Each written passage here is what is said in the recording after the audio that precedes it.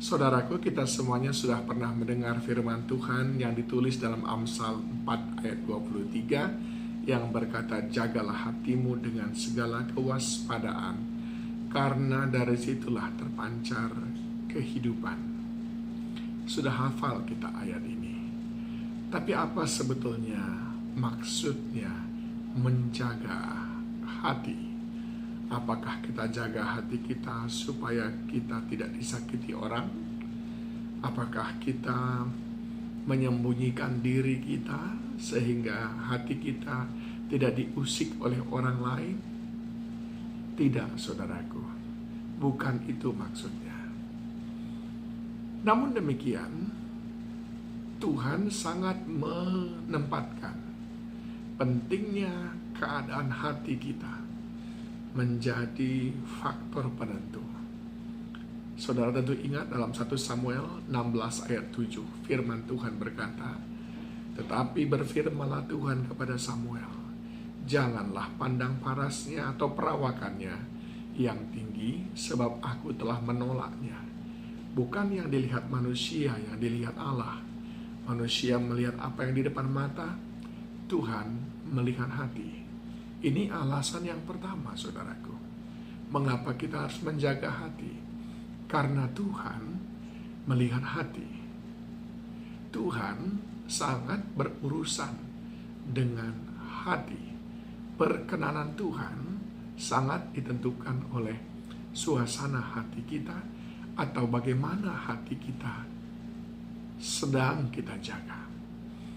Atau kita juga bisa melihat bagaimana yang dituliskan di dalam Yosua 14 ayat 8 dan 9 terkait dengan Kaleb. "Sedang saudara-saudaraku yang bersama-sama pergi ke sana dengan aku membuat tawar hati bangsa itu, aku tetap mengikut Tuhan Allahku dengan sepenuh hati. Pada waktu itu Musa bersumpah, katanya, sesungguhnya tanah yang diinjak oleh kakimu itu akan menjadi milik pusakamu dan anak-anakmu sampai selama-lamanya, sebab engkau tetap mengikuti Tuhan Allahku dengan sepenuh hati." Bukan cuma perkenanan Tuhan, saudaraku. Sering sekali perkenanan dari manusia, entahkah itu orang tua, kerabat, suami, istri, sahabat, atasan, pimpinan. Kita mendapatkan perkenanan daripada mereka. Sangat ditentukan oleh keadaan hati kita di mata mereka.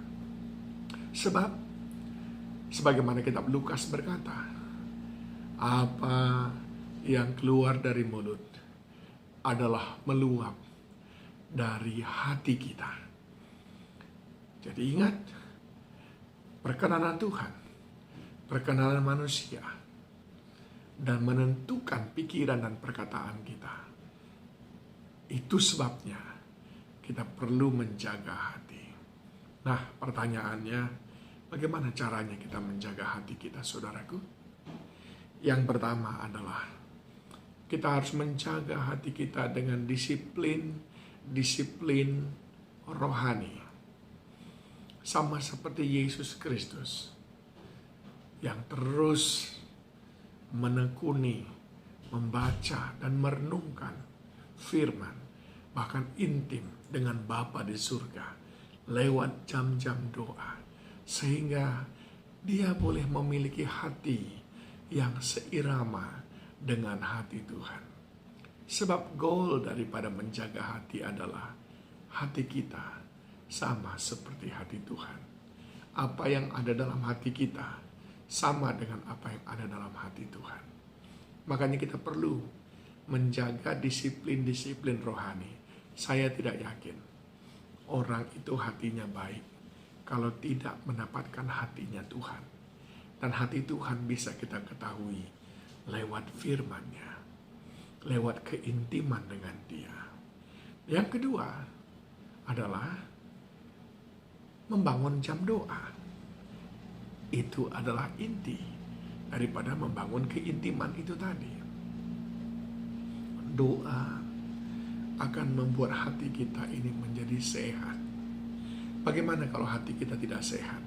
Padahal tempat kita terkoneksi dengan Tuhan sering sekali melalui hati kita.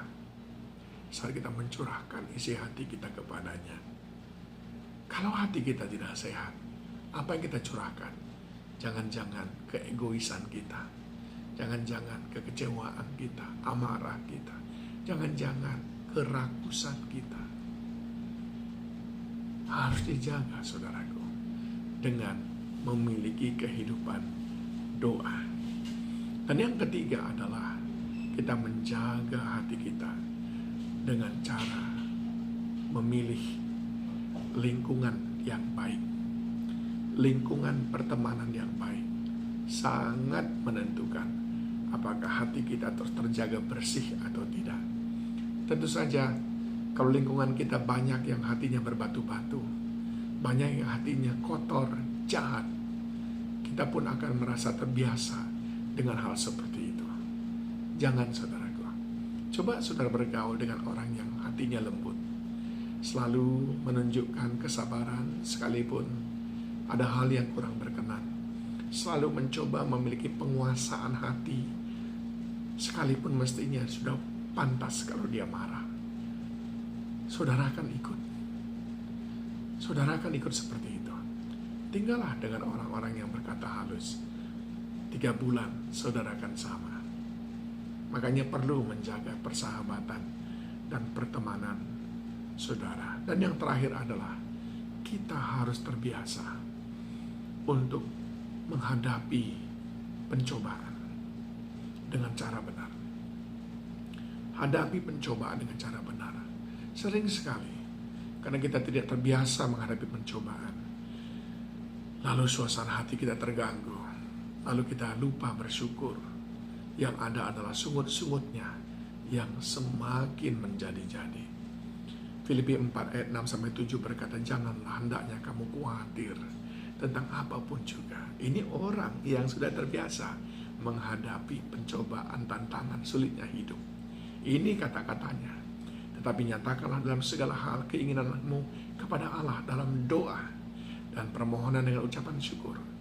Damai sejahtera Allah yang melampaui segala akal akan memelihara hati dan pikiranmu dalam Kristus Yesus. Hati siapa? Hati orang yang terbiasa menghadapi tantangan, pencobaan dengan tetap mengandalkan Tuhan, dengan tetap bersyukur kepada Tuhan lewat doa dan puji-pujian.